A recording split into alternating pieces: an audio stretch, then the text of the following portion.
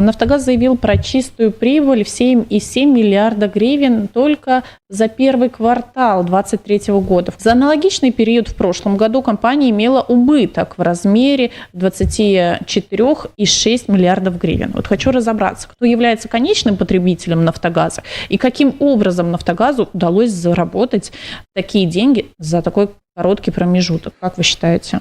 Давайте с самого начала, но я попробую очень по-простому объяснять механизм работы «Нафтогаза» и в целом. Очень по-простому, без особых деталей и десятичных дробей. Украина владеет собственными запасами газа, большими запасами газа.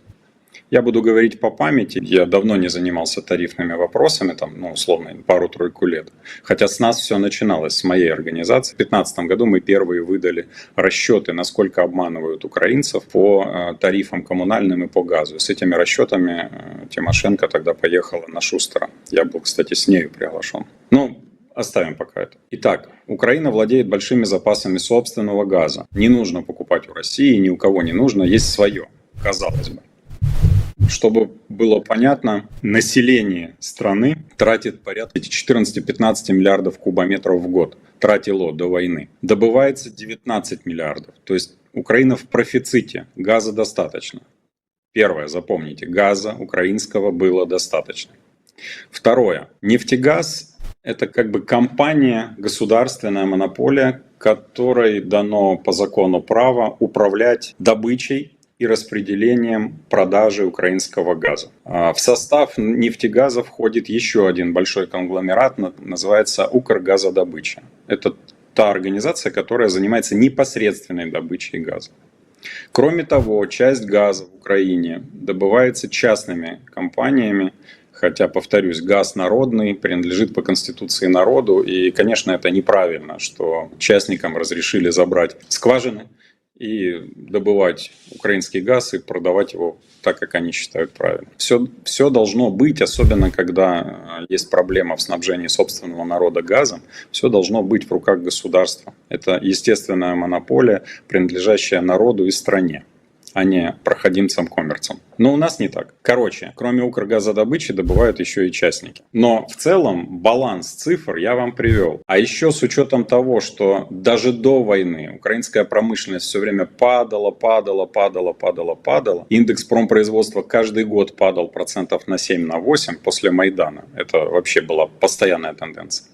То получается и промышленность потребляла в целом газа намного меньше. Он не нужен был. Не работают заводы, куда его девать? Казалось бы, все есть. Казалось бы, всего предостаточно. Люди должны быть счастливы. Домохозяйства должны тратить мало денег на то, чтобы платить за газ и за тепло, потому что газ в основном используется потом и для генерации тепла. Но оказалось все не так. С 2014 года, когда Яценюки, Порошенки, Турчиновы и прочие это все негодяи залезли во власть по трупам Майдана, началось резкое повышение цены на газ и коммунальных тарифов для граждан Украины. Вы все помните, есть телефонный разговор Порошенко с Байденом, тогда еще президентом США, где Порошенко докладывает Байдену о том, как у него удачно получилось в несколько раз взвинтить цены для нас, для всех.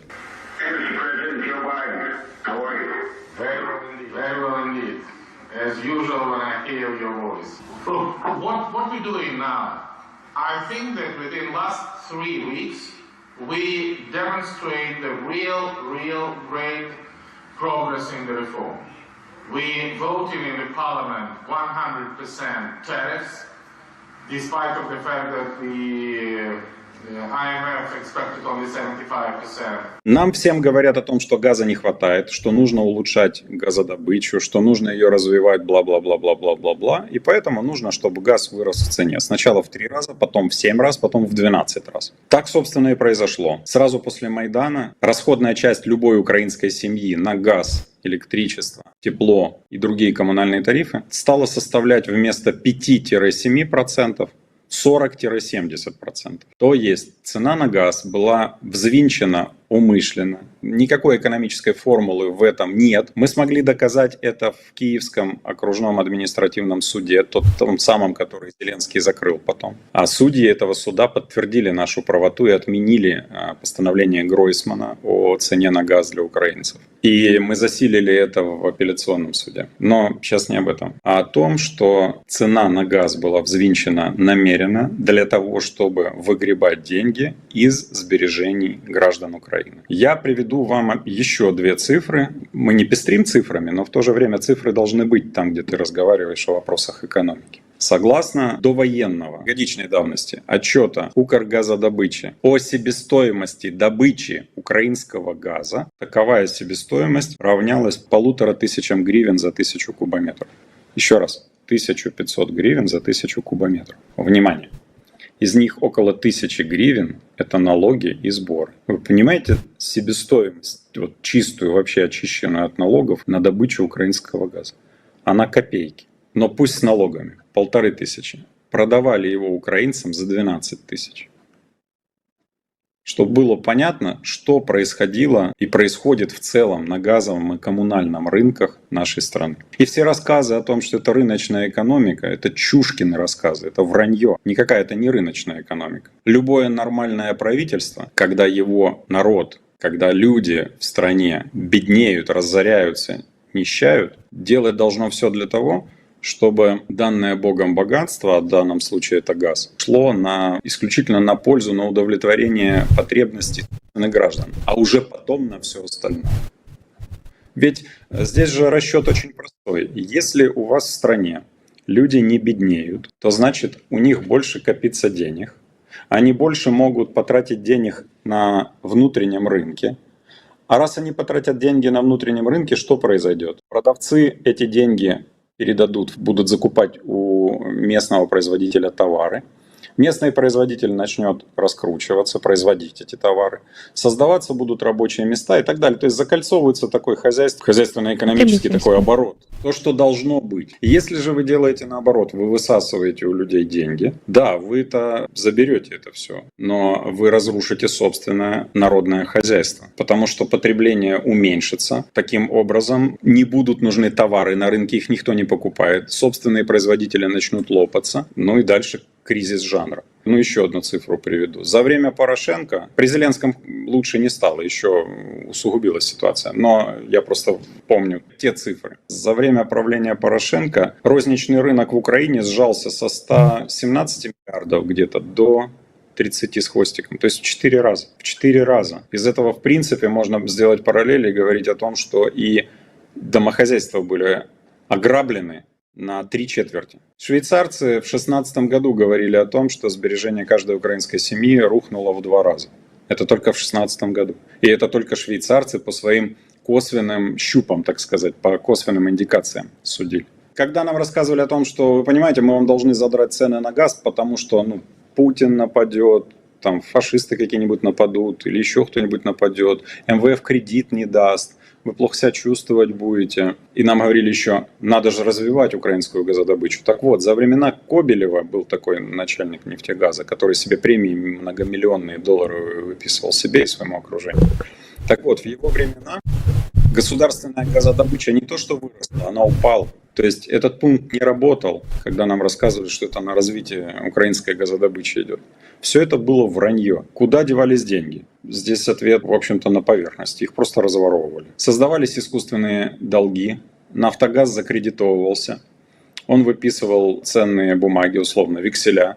Брал ненужные ему долги, расплачивался потом нашими с вами деньгами и по телу кредита, и по процентам. И в шоколаде были все, кроме народа Украины и самого государственного концерна. Понятное дело, что военные действия внесли определенные коррективы в происходящее на всех рынках и во всех отраслях. Понятное дело, что если промышленности в Украине нет, а я думаю, что ее почти нет, то и газ девать особо некуда. Поэтому газ в цене будут для людей, для нас поднимать, потому что нужно откуда-то брать деньги, а его промышленность не покупает. Плюс по возможности будут, наверное, его экспортировать. Вот, собственно, вся формула происходящего. Что касается прибыли и убытков, то, если я не ошибаюсь, в конце того года или в начале этого правительство сменило руководство «Нафтогаза», и, возможно, нужно просто показать позитивные тенденции и показать прибыль. А прибыль есть откуда брать, когда себестоимость газа, повторюсь, 1500, а вы продаете его 10 своему народу, то вы не можете не иметь гешефта. Вы имеете гешефт. Вот они имеют этот гешефт. Вернее, они имеют Украину, имеют ее народ, ну и, понятное дело, по итогу имеют гешефт. Является ли это требованием МВФ повышение тарифов и, в частности, на газ? Это являлось предложенной украинскими правительствами, сначала Яценюка, а потом Гройсмана, одобренная Порошенко, пунктом в несколько меморандумов, которые были подписаны с Международным валютным фондом. Тут же вопрос вот в чем, Наташа, это очень важно. Мы с вами говорили о том, что кредиты, которые получала страна в довоенное время, не нужны были стране. Ее намеренно запихнули в долговую яму для того, чтобы потом ставить свои условия или украинцам рассказывать о том, что ну мы же должны, надо вот сделать вот так вот. Надо еще немного сдохнуть, еще немного уехать, еще немного разрушить, еще немного забрать у вас денег. Иначе, ой, такое может быть. Эти кредиты не были нужны с точки зрения макрохозяйственной, макроэкономической. Я уверен, что в эфире, если у вас будет Николай Янович Азаров, вы зададите ему этот вопрос, он очень понятно, просто объяснит. Он же тогда, еще будучи премьер-министром, отказывался от этих МВФовских кредитов, потому что те требования по разорению страны, которые выставлялись, говорили о том, что МВФ не хочет, чтобы развивалась Украина. Идея в другом. Украина нормально себе развивалась бы, если вы зарабатываете, вот ваша семья в Украине, допустим, зарабатывает совместно, условно, 20 тысяч гривен. Из этих 20 тысяч гривен у вас 2 тысячи гривен идет на коммуналку, у вас остается 18. Этого хватает, как там, обуть детей, накормить, сводить в школу. Да, это не самые шикарные деньги, но это деньги. Если вы 20 тысяч зарабатываете, а где-то 12 у вас должно уйти на коммуналку, 10. Плюс эти ваши 20 тысяч, это при Азарове было $2500, а при Порошенко, а тем более при Зеленском, это $500. Да? 5 раз обесценились ваши деньги, ваш заработок. То, собственно, вот весь ответ. Здесь не надо мудрые макроэкономические термины приводить. Здесь надо подбить бабки, как говорят простые люди, и все станет ясно, и все станет понятно. Обрушение банковской системы, воровство вкладов юридических лиц, бизнеса, которые были на депозитах у этих фирм в разрушенных Гонтаревой и Порошенко в банках. По-моему, мы тогда оценивали это порядка 100 миллиардов гривен теми еще крепкими гривнами. Это ущерб, который был нанесен украинскому среднему и мелкому бизнесу. Обесценивание гривны, выгребание сбережений украинских семей путем намеренного искусственного завышения цены на коммунальные тарифы, газ, электроэнергию. Все эти действия в совокупности своей говорят о том, что все было запланировано для того, чтобы украинскую экономику не поднимать, а рушить, для того, чтобы очищать землю. Оно все подтверждается. Я приводил же уже эти цифры. Бывший министр Зеленского Дубилет проводил исследование и говорил о том, что в 2019 году, по состоянию на конец 2019 года, в Украине жило, по его мнению, 37 миллионов человек. 37. Уже вместо 42, которые официально числились. То есть минус 5. Да? По нашим исследованиям, которые мы делали в публичном аудите, а мы делали их по формуле оценки потребления хлеба и отдельно по формуле потребления воды, цифры примерно совпадали, 32,5 условно миллиона было, пусть 33 миллиона человек. Задумайтесь. Бах! И нет нескольких миллионов людей. И это не называют геноцидом. Понятное дело, что сейчас еще больше населения уменьшится, миграцию никуда не денешь. И мы же понимаем, что мы тоже эту с вами тему поднимали, что из страны выехали или выезжают молодые семьи, мамы с детьми. Наши-то люди, они образованные, они цивилизованные, они вполне подходят, да, под условно европейскую систему условных ценностей, условно подходят условных ценностей. Но все-таки больше, наверное, чем африканцы. Трудолюбивые, повторюсь, грамотные. Что они делают, когда приехали за рубеж? А ведь речь идет о... Это не мои слова, это слова директора Института демографии Украинской академии наук. Очень, кстати, умная дама. По-моему, речь шла о 5 миллионах уже тех женщин с детьми, которые выехали и осели. Они оседают ищут возможности зарабатывать, внедряются в эту среду, экстраполируются, остаются там. Дети идут в садики или в школы, учат языки, заводят друзей.